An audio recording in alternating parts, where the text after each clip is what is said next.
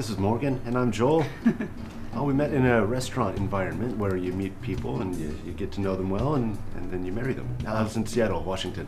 I was cooking and she was slogging drinks. Well, I was travelling. I was travelling around and decided to stay put for a little while, earn some money before I headed down to Mexico. The first meal I cooked for him was disastrous, but it wasn't Mexican, so then we realised it had to be Mexican. Well, the cuisine itself is a wonderful complexity of flavours.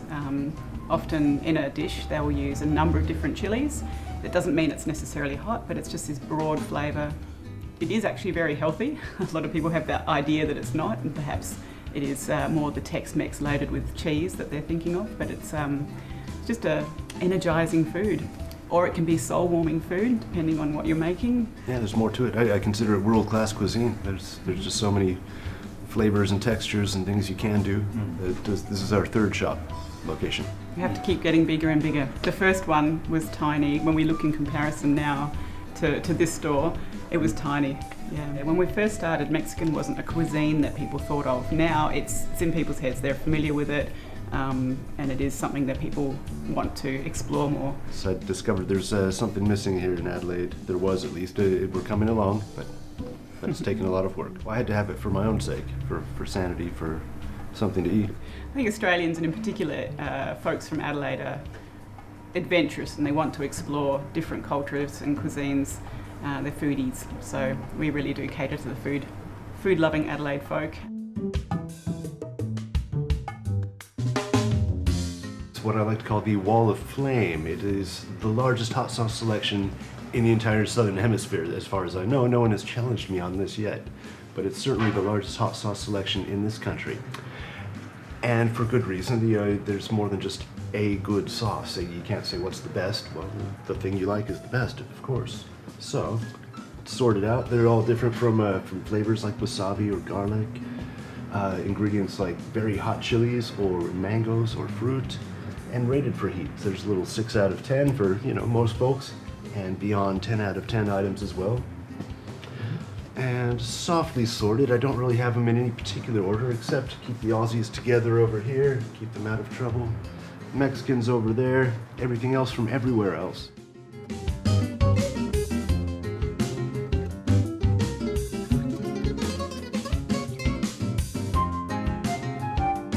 These come from Mexico, and this is essential to the cuisine. You really have to have chilies in your food, and that doesn't mean that you have to have hot and spicy things.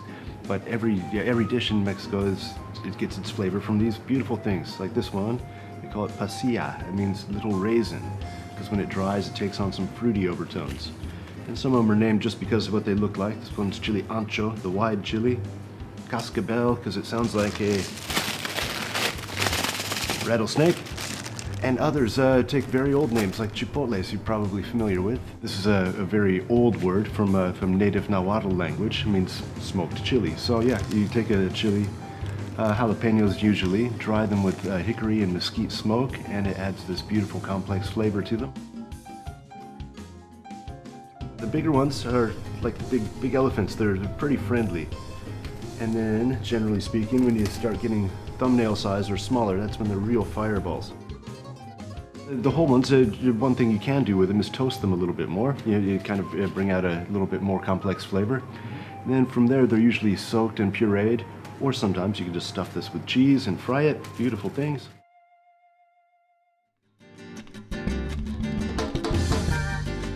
There are such people out there in the world. I don't associate with them, but if they came in, I'd look after them, of course. For other people, for regular people, we have the B-wing here, which is full of barbecue sauce. So each one of these are import items. Not that Aussies, they do make quality barbecues, but there's so much more in North America. This one's made specially for pig, has a pig on it. Have some things that are a particular interest for Mexican food. One of them's Mexican oregano, which is not oregano. It's entirely different. They just call it that because they had to call it something, I suppose. But it tastes nothing like pizza. Risotto is a particularly funny one. It's rumored to actually aid in digestion, so it helps you digest beans. It cuts down on the fart action. But I think that's an old wives' tale. But it does add this tremendously strange flavor. It's almost Some people liken it to kerosene. It's quite astringent. Yeah, you probably eat more of this than you're aware of. It's an industry standard for coloring foods, but if you use enough of it, it also has this beautiful flavor to it, kind of a nutty flavor.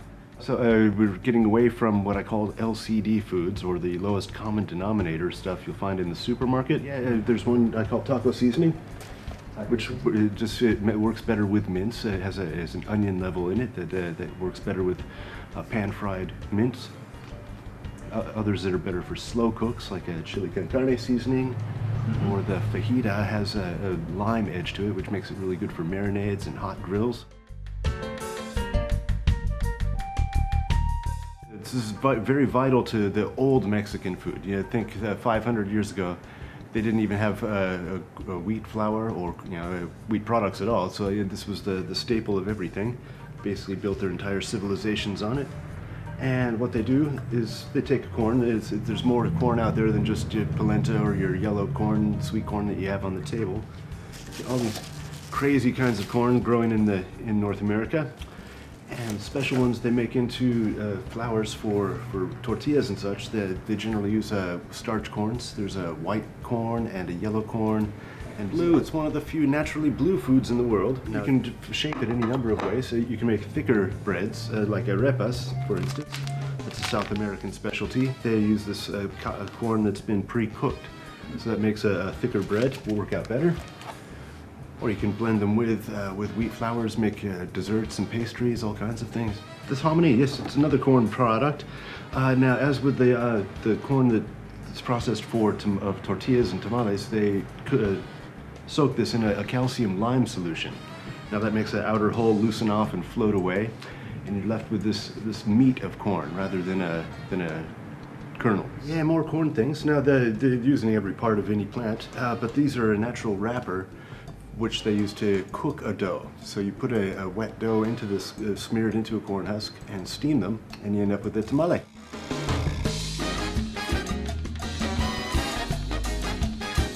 These are things that you would use to, well, basically you're making Mexican food out of if you're from Mexico.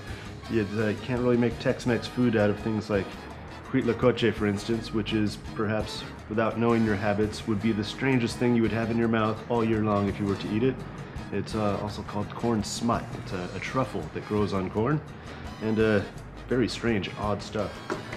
Cactus, you can have cactus for lunch if you like. That's a very common ingredient, usually used often with the blue corn tortillas and some light cheeses, and has a kind of a slippery texture to it. Yummy stuff. What else? Tomatillos. Everything that's green or has a green color is made from tomatillos, which is a bit like a tomato, but it's not a close relative. It's closer to the gooseberry family, and they have like a bit of a tart flavor to them. They never go red, always green. Squash flowers. These are just kind of used almost as a vegetable in itself. You can put them into tortilla, or sometimes they're used with eggs. They're just a real light flavor. Costa Rican ketchup, so obviously the big bottle. They love this stuff, and it's one of those items that's a taste of home. There's nothing quite like it. Yeah, Mexicans, basically the cuisine has a lot of sauces in it. So you have cold salsas, and what we have in this neighborhood are more your cooking sauces. Mole, yeah, that we'd call that probably the pinnacle of Mexican cooking. It is the national dish of Mexico, and but there's more than one. There's basically the word itself means mixture. So like a guacamole is an avocado mixture. You have red moles, green moles, and so on. But the classic ones that they call, the mole has a number of dark chilies, almonds, sesame seeds, and a tiny bit of dark chocolate. Not a chocolate sauce, but it's in there as one of the many ingredients. And adobo is a bit of a vinegar tomato sauce. Pipián has pumpkin seeds in it as a main ingredient. And thin sauces for pour-overs, for enchiladas they're called. Beans, yes, it's a wonderful food. Now it's full of folate and vitamin B groups. It's magical stuff. Yeah, to do it a barbecue style here, we'd have like a red tomato sweet sauce for that one, or your classic chile con carne flavors for the pinto beans.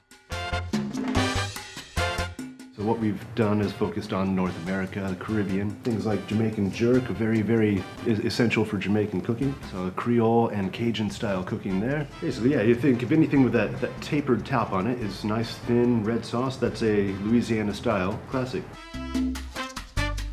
We have a few of your classics like margaritas. This one's actually made from agave nectar, has a little bit of jalapeno kick to it as well. Quite nice. And some Mexican classics. They love this tamarind drinks and drinks made with hibiscus flower as well as rice beverages. It's clam, it's tomato, it's clamato. And Mexicans are crazy for this stuff. They drink it with beer called a michelada.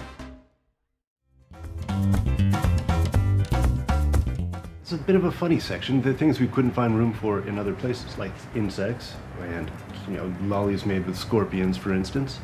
And we kind of got some little American-style sweets here. Zachary's candy corn. It's a holiday, especially Thanksgiving, Halloween classic. And pumpkin pie. Can't make pumpkin pie out of pumpkins. You really need pumpkin pie in a can and vegetable shortening as the crust. That's just how it's done.